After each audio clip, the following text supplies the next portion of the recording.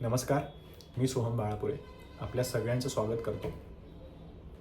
सध्या महाराष्ट्रातच नाही तर देशात आणि संपूर्ण देशात आणि विदेशात सुद्धा गणेशोत्सव आनंदाने साजरा केला जातो आहे. उत्साहाचं वातावरण सगळीकडे आहे. प्रत्येकजण आपापल्या मित्रांच्या घरी जाऊन आणि कुटुंबांकडे जाऊन गणेशोत्सव साजरा करतो आहे. आणि हीच खरं तर परंपरा आहे की एकमेकांकडे जाऊन आनंदाने त्या सणाचा गणेशाचे पूजन केलं जातं, साजरा केला जातो. विरोधक असतील किंवा तुमचे वैयक्तिक विरोधक असतील ते सुद्धा या वेळी हे सगळे हेवेदावे बाजूला ठेवून एकमेकांकडे जातात आणि आनंदानं हा सण साजरा करतात. पण या सगळ्या घटनेचं सांगण्याचा मुद्दा हा की आत्ता देशात अशी एक घटना घडली आहे की ज्यामुळे खूप मोठं प्रश्नचिन्ह उपस्थित झालं आहे विरोधकांमध्ये. आणि विरोधक या घटनेवरचा तीव्र निषेध नोंदवत आहेत. तर ती घटना अशी आहे की पंतप्रधान नरेंद्र मोदी आपल्या देशाचे सरन्यायाधीश धनंजय चंद्रचूड यांच्या घरी गणेशोत्सवासाठी गेले. त्यांनी तिथे गणेशाचं पूजन केलं, गणेशाची आरती केली, गौरीची आरती केली, गौरीचं पूजन केलं आणि त्याचे व्हिज्युअल्ससुद्धा आलेत. आणि या गोष्टीचा आवर्जून उल्लेखसुद्धा पंतप्रधान नरेंद्र मोदी यांनी केला आहे की मी धनंजय चंद्रचूड यांच्या घरी गणेशोत्सवासाठी गेलेलो आणि तिथे मी आरती केली, पूजन केलं, ते आपण बघू शकता. पण या सगळ्या घटनेवरती बऱ्याच लोकांना आक्षेपसुद्धा आहे. तो आक्षेप असा की आता धनंजय चंद्रचूड आणि नरेंद्र मोदी यांच्यामध्ये एक गुप्त मीटिंग झाली. जर गुप्त मीटिंग व्हायची असती तर हे का आलं, म्हणजे समोर व्हिज्युअल्स आलेच नसते, तो भाग वेगळा. मुळात संजय राऊत साहेब, महाराष्ट्राचे लाडके नेते, यांचं असं म्हणणं आहे की संविधान के घर को आग लगी है, घर के चिराग से. त्यांनी पहिला मुद्दा मांडला EVM को क्लीन चिट. महाराष्ट्र में चल रही संविधान विरोधी सरकार की सुनवाई पर 3 साल से तारीख पे तारीख. पश्चिम बंगाल बलात्कार मामले में सुमोटो हस्तक्षेप लेकिन महाराष्ट्र रेपकांड का जिक्र नहीं. दिल्ली मुख्यमंत्री अरविंद केजरीवाल के बेल पर तारीख पे तारीख. ये सब क्यों हो रहा है, क्रोनोलॉजी समझिए. भारत माता की जय. तर हे त्यांनी ट्विट केलं आणि या गोष्टीचा विरोध दर्शवला. त्यांचं म्हणणं आहे की नरेंद्र मोदी धनंजय चंद्रचूड यांच्या घरी जातील, त्यांना सांगतील की जे कुठले निर्णय आहे जे माझ्या हिताचे आहेत ते माझ्याच पक्षाच्या बाजूने माझ्या हिताने आले पाहिजेत आणि अरविंद केजरीवालला अजून काही दिवस जेलमध्ये ठेवा, असं यांच्या तारीख पे तारीख जे देत आहेत तर त्याच्या संजय राऊत जे म्हणत आहेत तर त्यांच्यावरून कळत आहे. पण हा व्हिडिओ मी शूट करत असताना सध्या 13 तारीख आहे आणि 12:40 झाले आहेत. तर याच्या थोड्या वेळ आधीच, म्हणजे साधारणतः 1-2 तास आधीच एक बातमी आली आहे की ज्याच्यामध्ये अरविंद केजरीवाल यांना जामीन मंजूर झाला आहे. तर मग ह्या सगळ्या गोष्टी जर अशा असतील तर मग जामीन तर अजून मंजूर व्हायला नको होता.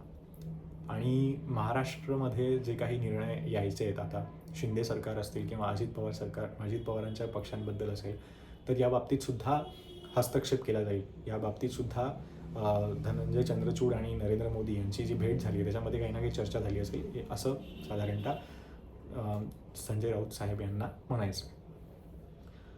तर ही घटना आणि हे प्रश्नचिन्ह महाराष्ट्रामधूनच शिवसेनेचे नेते उद्धव बाळासाहेब ठाकरे पक्षाचे नेते संजय राऊत प्रश्नचिन्ह उपस्थित करतात. बऱ्याचदा हिंदू सणांवरती आक्षेप घेतला जातो. काँग्रेसकडून असेल, तामिळनाडूमधले DMK पक्ष असेल, वेगवेगळे नेते. पण आज महाराष्ट्रातलाच मराठी माणूस महाराष्ट्रातल्याच एका मोठ्या उत्सवाच्या प्रसंगाबद्दल प्रश्नचिन्ह उपस्थित करतोय. ही जी आपली परंपरा आहे ही आपल्या नेत्यांना माहिती नाही का की आपण एकमेकांकडे जातो, एकमेकांच्या घरी जाऊन गणेशोत्सवाचं आनंद साजरा करतो, पूजा करतो, गणेशाची पूजा करतो. काही 1-2 दिवसांच्या आधीचीच बातमी आहे की जितेंद्र आव्हाडसुद्धा मुख्यमंत्री एकनाथ शिंदे यांच्या घरी गेले गणेशोत्सवानिमित्त. वैयक्तिक हेवेदावे बाजूला सारून सुद्धा गणेशाचं आगमन आनंदानं साजरा केलं जातं. आता या बाबतीत इतका द्वेष का? आणि जर पंतप्रधान नरेंद्र मोदींना काही सेटिंग करायची असेल तिथे जाऊन डॉक्टर धनंजय चंद्रचूड यांच्यासोबत जर काही सेटिंग करायची असती तर ते त्यांच्या निवृत्तीच्या 1-2 महिने आधी का गेले असते? आधीच का नाही? जर मोठे मोठे निर्णय धनंजय चंद्रचूड यांना भेटून त्यांना आपल्या पक्षाच्या बाजूने आपल्या आपल्या सरकारच्या हिताचे निर्णय घ्यायचे असतील तर ते इतक्या उशीर का केला असता पंतप्रधान नरेंद्र मोदींनी?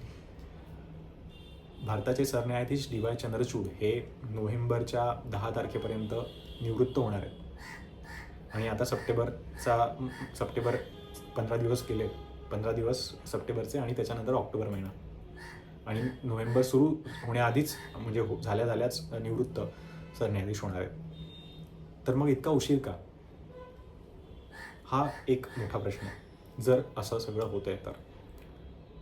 आणि दुसरी भेट म्हणजे की पंतप्रधान नरेंद्र मोदी यांनी सरन्यायाधीशांच्या घरी जाणं, सरन्यायाधीशांनी पंतप्रधान नरेंद्र मोदींना बोलावणं आणि हे सगळ्या गोष्टी. तर याआधीसुद्धा अशा बऱ्याच घटना घडल्या. मनमोहन सिंग पंतप्रधान असताना इफ्तार पार्टीचं आयोजन पंतप्रधान मनमोहन सिंग यांच्या घरी केलं होतं आणि तेव्हा तत्कालीन सरन्यायाधीश त्यांच्या घरी गेले होते. तुम्ही फोटो बघू शकता. आता मुळात इफ्तार पार्टीवर कोणी त्याच्या विरोधात बोलणार नाही. हिंदू सण असले की प्रत्येकाला बोलायचा अधिकार आहे. इफ्तार पार्टीबद्दल कोणी चकार शब्द काढणार नाही. आणि सगळ्यात मोठा प्रश्न म्हणजे की डॉक्टर मनमोहन सिंग आणि इफ्तार पार्टीचा काय संबंध आहे? तरीसुद्धा त्यांनी त्यांच्या घरी इफ्तार पार्टी त्या काळात आयोजित केली. त्याला भेट द्यायला देशाचे सरन्यायाधीश गेले तिथे.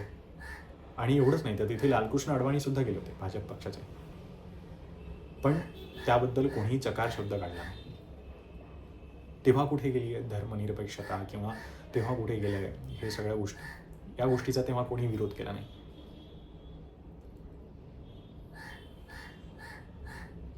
या गोष्टीचा तेव्हा कोणीही विरोध केला नाही.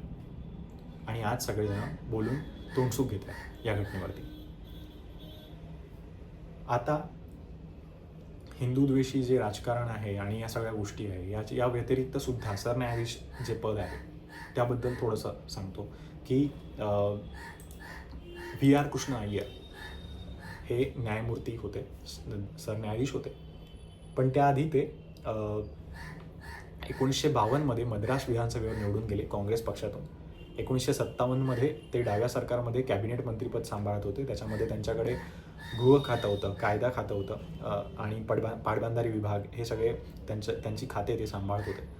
त्याच्यानंतर 1959 त्यांनी पुन्हा वकिली सुरू केली.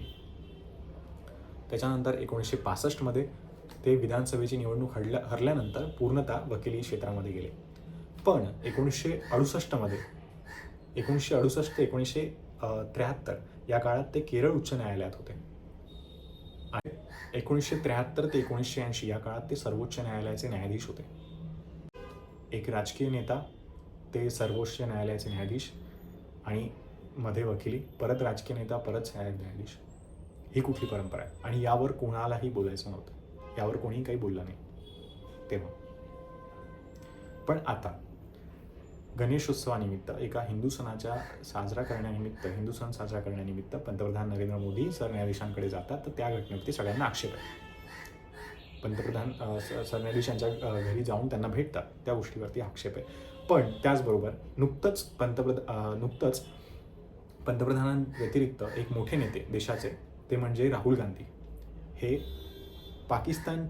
हे अमेरिकेमध्ये गेले होते आणि अमेरिकेमध्ये पाकिस्तानच्या काश्मीर मुद्द्यावर पाकिस्तानला पाठिंबा देणारी जी एक अमेरिकी सांसद आहे तिला जेव्हा भेटले, त्याबद्दल एकाही व्यक्तीने जे आता बोलत आहेत त्यांनी एकही शब्द त्याबद्दल बोलले नाही.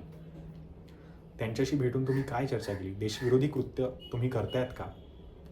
आणि ती देशविरोधी घटना आहे. जर काश्मीरच्या मुद्द्यावरती पाकिस्तानला समर्थन देणाऱ्या एखाद्या नेत्यासोबत जाऊन तुम्ही बसताय, बोलताय, चर्चा करताय, तर ती नेमकी कशासाठी?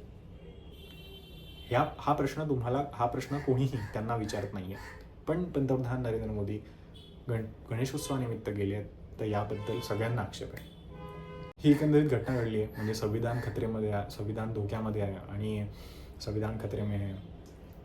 बरेचसे आता निर्णय बदलतील असा सगळा जे काही विरोध करतायत, हा किती क्षुल्लक गोष्ट आहे ज्याला मोठी केली जाते. तर त्याबद्दलच मला बोलायचं होतं. आणि दुसरी गोष्ट म्हणजे सगळ्यात मोठी गोष्ट या सगळ्यांमधली की तुम्ही न्यायव्यवस्थेवरच प्रश्नचिन्ह उपस्थित करताय या घटनेचा निषेध नोंदवून. ते कशासाठी? तुम्हाला न्यायव्यवस्थेवरती विश्वास नाही? नेमकं काय सांगायचं आहे, काय मुद्दा मांडायचा? हिंदू द्वेष जो आहे तो दिसतोय, सणांचा विरोध करतायत ते दिसतंय. आता न्यायव्यवस्थेवरती पण सुद्धा विश्वास नाही आहे. म्हणजे निवडणूक आयोगाला तर तुम्ही शिव्या देऊन वेगळे झालात, पण शिव्या देऊन सोडून दिल्या. आता न्यायव्यवस्थेवरती पण तुम्हाला प्रश्नचिन्ह उपस्थित करायचं आहे. ही घटना नेमकी का घडते, कशी घडते हे तुम्हाला सांगितलं आणि आता या पुढचा विचार जो काही आहे तो तुम्ही करायचा आहे. तोपर्यंत भेटूयात. धन्यवाद.